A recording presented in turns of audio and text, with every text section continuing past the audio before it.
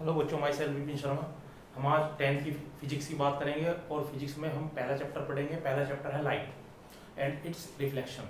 तो हमारा जो सबसे पहला टॉपिक है 10th क्लास में फिजिक्स में वो है बच्चों लाइट।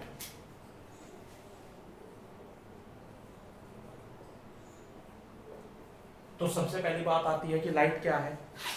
लाइट बच्चों एक फॉर्म होती है एनर्जी की, जिसके कारण हम सभी चीज़ों को देख पाते हैं। जैसे ये लाइट है, ये एक एनर्जी है जो मेरी आंखों में पड़ रही है, ठीक है। डायरेक्ट नहीं, मान लीजिए ये बोर्ड है, लाइट गई पहले इस बोर्ड पे पड़ी, फिर इस बोर्ड से मेरी आंखों में गई, तब मेरे को ये बोर्ड दिखाई देता है, ठीक है। तो हम क्या कह सकते हैं, light is a energy, light is a form of energy by which we can see the objects, ठीक है। तो इसकी डेफिनेशन हो जाएगी, light is a form of energy by which we can see the objects is known as light बच्चों। अब इसके बाद क्या है, लाइट की कुछ प्रॉपर्टीज होती हैं। क्या प्रॉपर्टी है, एक तो लाइट स्ट्रेट लाइन मोशन करती है, ठीक है।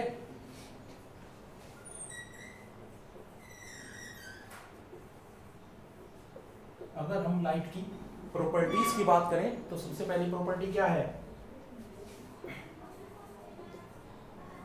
लाइट इज मूव इन, या लिख सकते हैं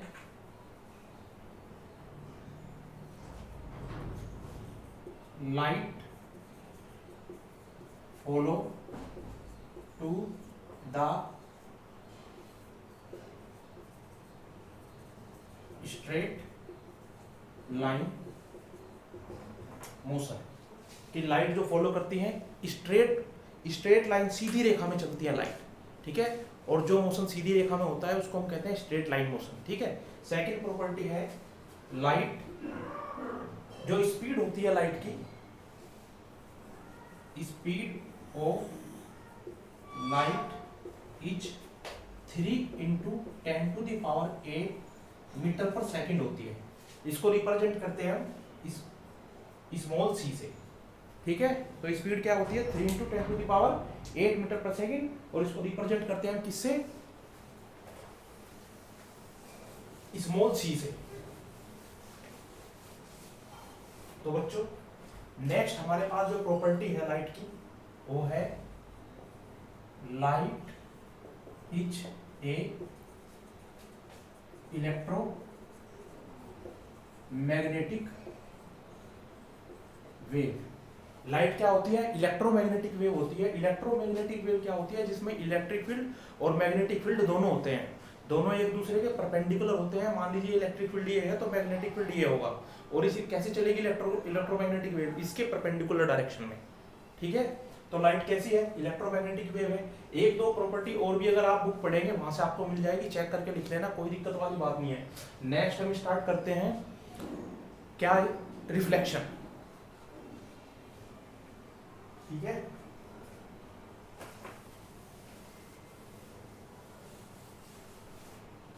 रिफ्लेक्शन स्टार्ट करने से पहले बच्चों हम थोड़ा सा एक तो रे के बारे में जान लेते हैं क्या होती है, एक बीम के बारे में जान लेते हैं क्या होती है, ठीक है।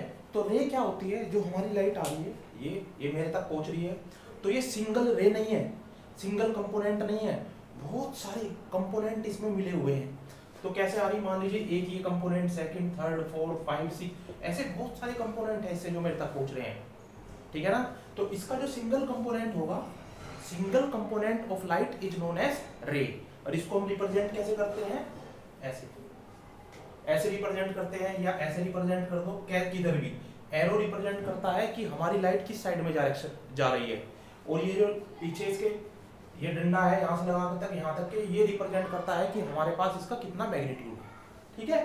नेक्स्ट बीम क्या होती है बच्चों, देखो लाइट तो क्या है, सिंगल कंपोनेंट है, single component of light is known as ray. और बीम क्या हो जाएगी, bunches of ray, bunches of ray, ray का गुच्छा, मान लीजिए एक रे आई, इसके साथ दूसरी, third, fourth, fifth, six, seven, ऐसे बहुत सारी ये होगी। तो इस पूरी को क्या बोलेंगे हम? बीम। इसको बोलेंगे बीम ऑफ रे। ऐसे ये बहुत सारी हो सकती है ऐसे। तो ये सारे क्या है? बीम है। ठीक। इसके बाद हमारे पास जो टॉपिक आता है वो है रिफ्लेक्शन।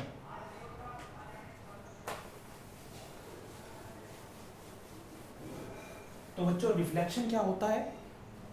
रिफ्लेक्शन एक्चुअली लाइट का, देखो लाइट आई, यहां टकराई और यहां टकरा करके इसी मीडियम में वापस लौट गई।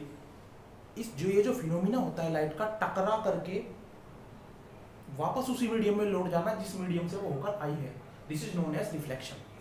ठीक है। तो इसकी डेफिनेशन क्या हो जाएगी? Reflection of light is the phenomenon in which when a light strike to a boundary then rebouncing back in the same medium is known as reflection. जैसे मान लीजिए ये क्या है? कोई बाउंड्री है बच्चों, ये क्या है? कोई बाउंड्री है।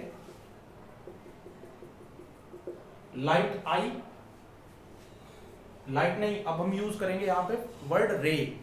रे आई, यहां टकराई और टकरा के इधर चली गई। ठीक है। देखो ये मान लीजिए कोई मीडियम 1 है, ये मीडियम 2 है, ये मीडियम 1 है, ये मीडियम 2 है। तो मीडियम 1 से लाइट आई, बाउंड्री से टकराई और टकरा के वापस किसी मीडियम में लौट गई? 1 मीडियम में। तो ये जो फिनोमिनन होता है इसको क्या बोलते हैं हम? रिफ्लेक्शन। ठीक है। और पीडीएफ के माध्यम से आपको इसकी नोट्स मिल जाएंगे, कोई दिक्कत नहीं है। यहाँ आप समझो कि रिफ्लेक्शन क्या होता है। ठीक है। इसके बाद बच्चों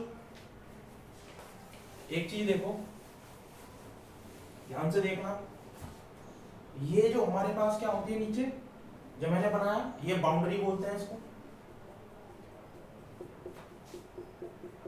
बाउंड्री है।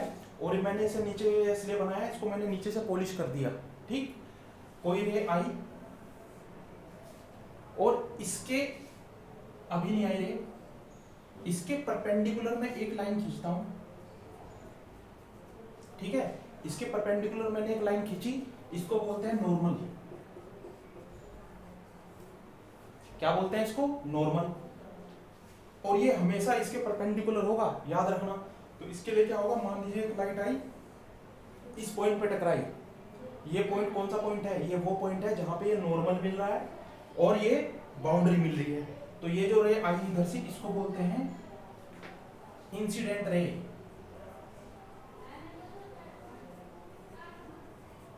ठीक है। और ये इस पॉइंट पे टकराई और टकरा करके इधर चली गई, इसको बोलते हैं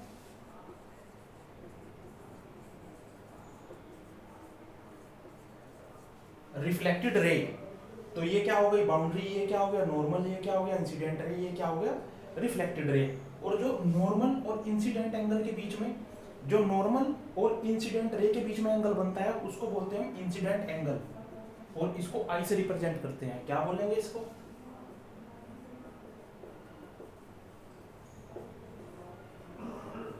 इंसिडेंट एंगल। और किससे रिप्रेजेंट किया? आई से। फिर हम, और जो एंगल नॉर्मल और रिफ्लेक्टेड रे के बीच में बनता है उसको बोलते हैं हम रिफ्लेक्टेड एंगल। और इसको किससे रिप्रेजेंट करते हैं? स्मॉल आर से।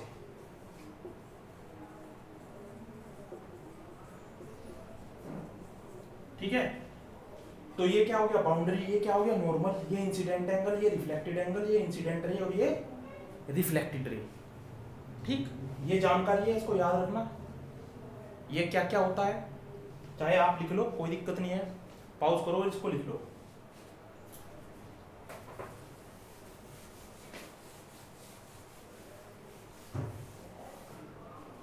नेक्स्ट है बच्चों लॉ ऑफ रिफ्लेक्शन।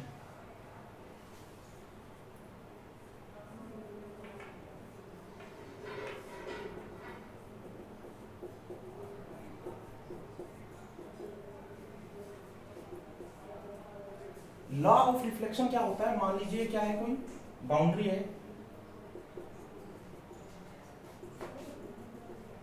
ये कोई इंसिडेंट रे आई, टकराई, वापस चली गई। ये क्या है? नॉर्मल। ये एंगल आई, ये एंगल आर। तो बच्चों क्या होता है law of law of reflection, दो लॉ होते हैं रिफ्लेक्शन के। फर्स्ट लॉ होता है incident angle should be equal to the reflected angle.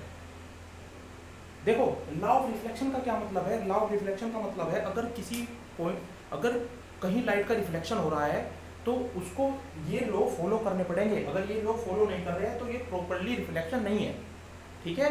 तो रिफ्लेक्शन के लिए कंडीशन एक तरह से हम लोग कह सकते हैं क्या है, एक तो इंसिडेंट एंगल किसके बराबर होना चाहिए, रिफ्लेक्टेड एंगल के होना चाहिए। दूसरा है देखो बच्चों, ये जो नॉर्मल है, नॉर्मल ये इंसिडेंट एंगल, ये नहीं, ये नॉर्मल, इंसिडेंट रे और रिफ्लेक्टेड रे, और ये क्या है boundary, should be in same plane. ये तीनों के तीनों एक प्लेन में होने चाहिए। जैसे ये ब्लैक बोर्ड क्या है, ये व्हाइट बोर्ड क्या है, एक प्लेन है, देखो रे इसी पे आई इधर लोड की और यही नॉर्मल बना हुआ है, तो एक ही प्लेन में है ना सारी की सारी। तो ये क्या हो गया, second law of reflection.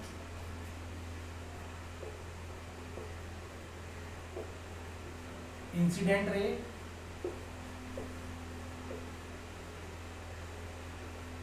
Reflected ray and normal should be in same plane। ये बहुत इंपॉर्टेंट है, पूछ दिया जाता है, ठीक है। तो इसको याद रखेंगे, लॉ ऑफ रिफ्लेक्शन क्या है। इसके बाद हमारे पास दूसरा टॉपिक है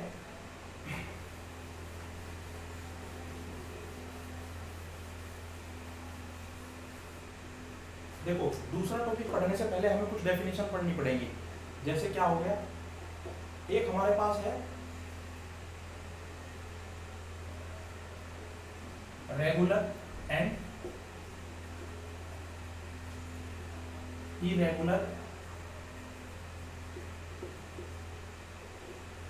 क्या है बच्चों, ये लिखा हुआ है रेगुलर एंड इरेगुलर रिफ्लेक्शन। देखो रेगुलर रिफ्लेक्शन क्या होता है, मान लीजिए क्या है, मेरे पास कोई बाउंड्री है, यहां से पैरेलल रे आई और टकराने के बाद,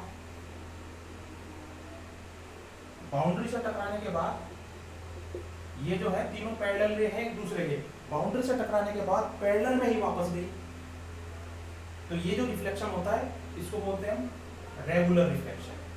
पैरेलल रे क्या होती है, पैरेलल रे जो एक दूसरे से समान दूरी पे हो, देखो यहाँ भी इनके बीच की डिस्टेंस सेम है, हर जगह इनके बीच की डिस्टेंस क्या होगी, सेम होगी, तो इन वे को क्या बोलेंगे, पैरेलल वे बोलेंगे।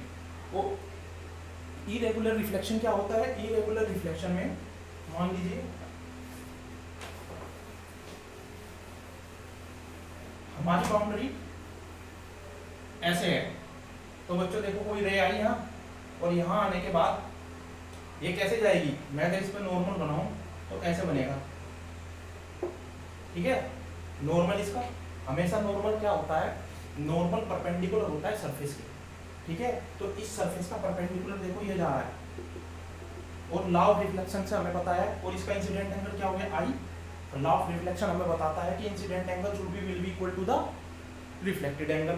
तो ये जितना आई है उतना ही आर होना चाहिए, तो ये रे यहाँ से आएगी और यहाँ से वापस चली जाएगी, समझ रहे हो। और फिर दूसरे रे आई, देखो ये यहाँ टकराई, इसका कौन सा है, ये है, तो ये कहाँ से लगभग ऐसे वापस चली जाएगी। ये तीसरी आई ऐसे, ये इधर चली गई, और चौथी आई ये इधर चली गई, पांचवी आई इधर, मतलब सारी की सारी रे कोई भी पैरेलल नहीं है। देखो इसको मैं दोबारा बना देता हूँ प्रॉपर वे में,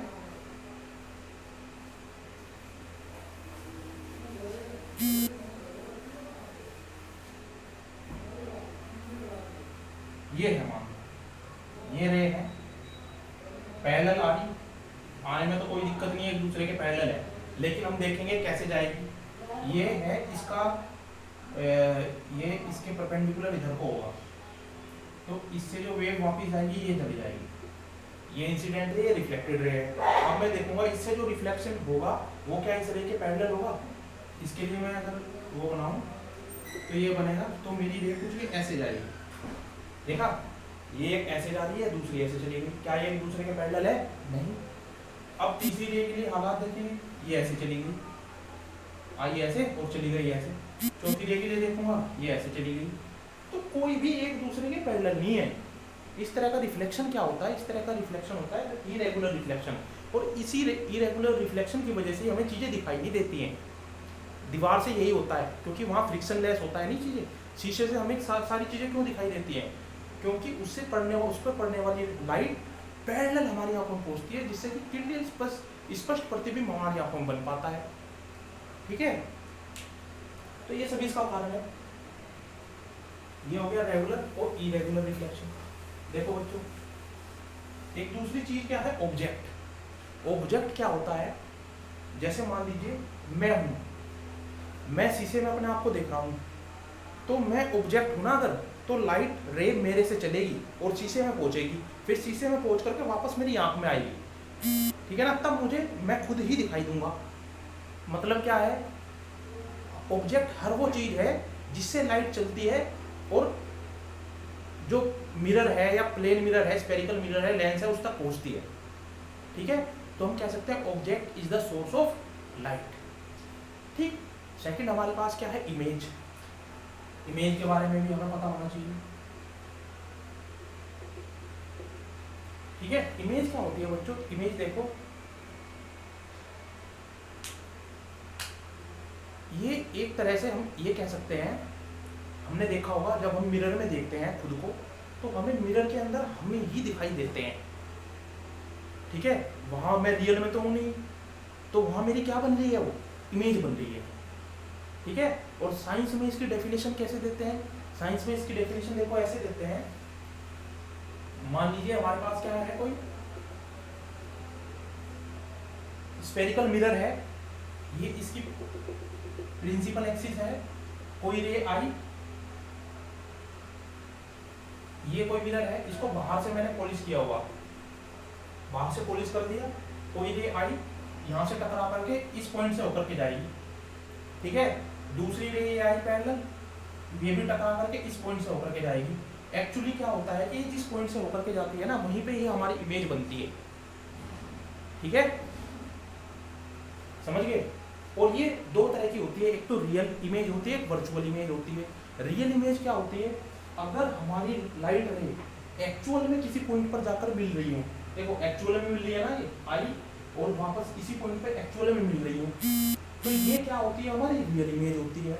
और वर्चुअल इमेज क्या होती है, मान लीजिए बच्चों, ये मैंने कोई दूसरा मिरर बनाया है, ये देखो, और ये इसके अंदर से इसको पॉलिश कर दिया, यहाँ एक लाइट रे ऐसे आई, एक लाइट रे ऐसे आई, ये इसका क्या है, प्रिंसिपल एक्सिस है। ये सभी हम डिटेल में आगे पढ़ लेंगे, कोई दिक्कत नहीं है, यहाँ सिर्फ मैं आपको ये फील करा रहा हूँ इमेज क्या होती है। और ये दो तरह की होती है, तो यहाँ से जाने वाली लाइट इसके लिए क्या होगा, नॉर्मल, ये हो जाएगा, ये ऐसे वापस चली जाएगी। ये इसके लिए नॉर्मल क्या होगा, ये हो गया, ये ऐसे वापस चली जाएगी। देखो ये रे आई इधर से ऐसे, और यहाँ टकराई, इधर से पॉलिश हो रहा है इसलिए वापस चली गई। इसी तरह से ये वाली रे आई यहाँ टकराई, ये पॉलिश है ये वाला, अंदर इधर पार नहीं जा पाएगी, इधर वापस चली गई। तो इनको देखो, एक्चुअल में तो रे आई इस मिरर से टकरा करके उस साइड चली गई है, लेकिन मेरे को अगर मैं यहाँ देखूं तो मुझको ऐसा लगेगा जैसे ही इस पॉइंट से आती हुई दिखाई दे रही हूँ, जैसे ही इस पॉइंट से आती हुई दिखाई दे रही हूँ। ठीक है ना, यहाँ तो देखो एक्चुअल में मिल रही है, यहाँ अपीयर टू मी ऐसा महसूस हो रहा है जैसे यहाँ इस पॉइंट पर मिल रही है। तो यहाँ जो इमेज बनेगी उसको बोलते हैं वर्चुअल इमेज, और इसको बोलते हैं रियल इमेज। ठीक है बच्चों, इसको क्या बोलेंगे, रियल इमेज, और इसको क्या बोलते हैं हम, वर्चुअल इमेज। हमेशा याद रखना, रियल इमेज हमेशा उल्टी दिखाई देती है, real image will be always inverted, याद रखना इस बात को। और virtual image always will be upright, ये सीधी बनेगी, अपराइट और इरेक्ट। ठीक है ना, तो वर्चुअल इमेज हमेशा कैसी बनेगी, सीधी बनेगी, और रियल इमेज हमेशा कैसी बनेगी, उल्टी बनेगी। ठीक है बच्चों, तो इसके बाद हमारा जो टॉपिक है वो है प्लेन मिरर।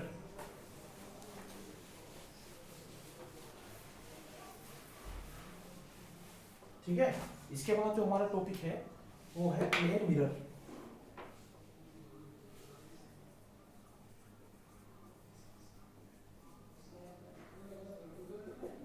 चलो, ये नेक्स्ट टाइम पे मैं आप लोग कराऊंगा, नहीं तो वीडियो लंबी हो जाएगी। ठीक है बच्चों, थैंक यू, आज के लिए इतना ही।